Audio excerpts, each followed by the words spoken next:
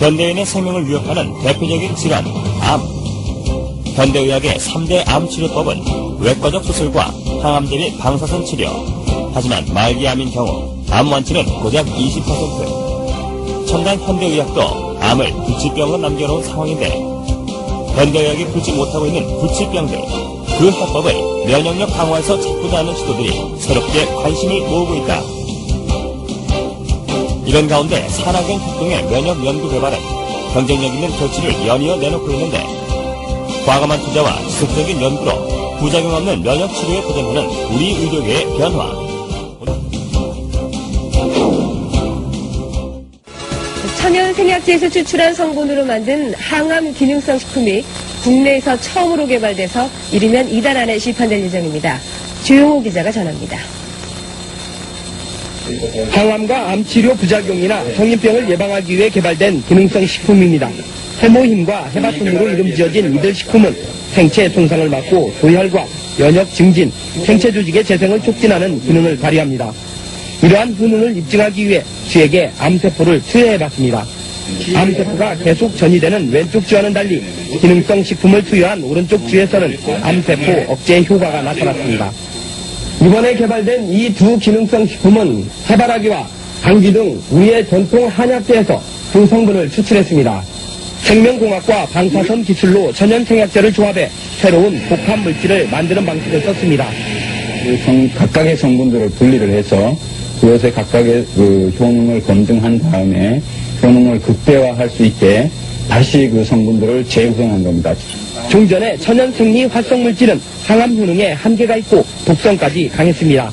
하지만 이번에 개발된 항암 기능성 식품은 여러 성분을 조합해 효능을 높이고 독성은 없앴습니다. 이들 항암 기능성 식품은 원자력 병원 등에서의 임상시험과 병행해 이번 달 안에 시판될 예정입니다. KBS 뉴스 조용호입니다. 환자의 면역력을 탁월하게 높여주는 새로운 생약 복합제가 국내 연구진에 의해 개발됐습니다. 임상시험 결과 백혈구 회복을 높여주고 암치료 부작용도 크게 없애주는 것으로 나타났습니다. 최상원 기자가 소개합니다. 생약을 섞어서 만든 해모임이란 생약물질입니다. 원자력 연구소는 천연생약제 30여 종을 집중 분석한 끝에 당귀와 천궁, 백작약 등을 재합성해 이 생약물질을 만들었습니다. 이들 생약제에는 면역을 활성화시키고 조혈장애를 없애는 황산화물이 있는데 연구팀은 이 성분들을 재구성하는 방법으로 면역 증강물질을 개발했습니다. 원자력 병원에서 임상시험을 한 결과 새 생약물질은 암 환자들의 면역력을 크게 높이는 것으로 나타났습니다. 유방암과 자궁암 환자 각각 12명에게 새 생약물질을 복용시켰더니 모두 회복 속도가 60% 정도 빨라졌습니다. 특히 이 생약 복합제는 암치료에 따른 염증이나 구토 같은 부작용을 크게 줄일 수 있는 것으로 나타났습니다. 암 환자들은 치료를 받으면서 기력이 떨어져 문제가 됐지만 생약 복합제를 복용한 환자의 80%가량이 기력 회복에 큰 도움이 됐다고 답했습니다. 해모힘을 먹은 환자들은 전신 무력감이 많이 없어져서 더 약을 요구하는 환자들이 많았습니다. 연구팀은 이 물질에 대한 2, 3차 임상시험을 거쳐 신약 개발에 나설 계획입니다. KBS 뉴스 최성원입니다. 한국원자력연구소가 정부 출연 연구기관으로서는 처음으로 기술 출자를 통한 벤처기업을 설립했습니다. 이번 투자는 금전이 아닌 기술 투자에서 연구기관 벤처 창업의 새로운 모델로 평가받고 있습니다. 대전에서 이정우 기자가 보도합니다. 천연 생약 복합 조성물인 해모임입니다. 한국원자력연구소가 중장기 연구개발 사업으로 개발한 이 생약 복합제는 동물 실험과 암 환자 임상실험에서 효능이 입증되고 있습니다.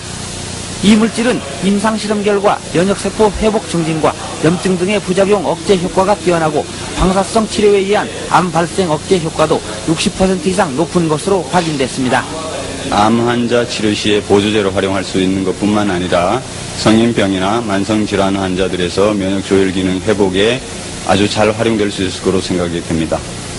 이 연구 성과물이 기술 출자 형태로 산업체에 이전돼 벤처기업으로 다시 태어났습니다.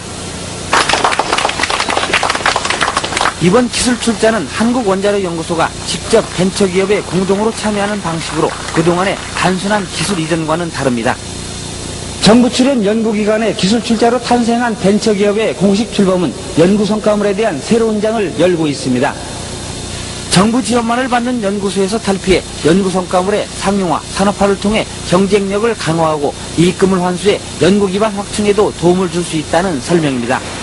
연구자들이 더 용기를 가지고 더 좋은 연구 성과 내고 성과가 나오는 대로 민간에 이렇게 기술을 넘겨줘서 민간이 또 새로운 기업을 자꾸 창출하는 그런 아마 좋은 전기를 마련했다고 이렇게 봅니다. 기술투자 벤처기업은 금전 등 실물 자산이 아닌 특허와 실용신안 등 기술 투자로 이루어지기 때문에 연구기관 벤처 창업의 새로운 모델로 평가받고 있습니다. YTN 이정우입니다.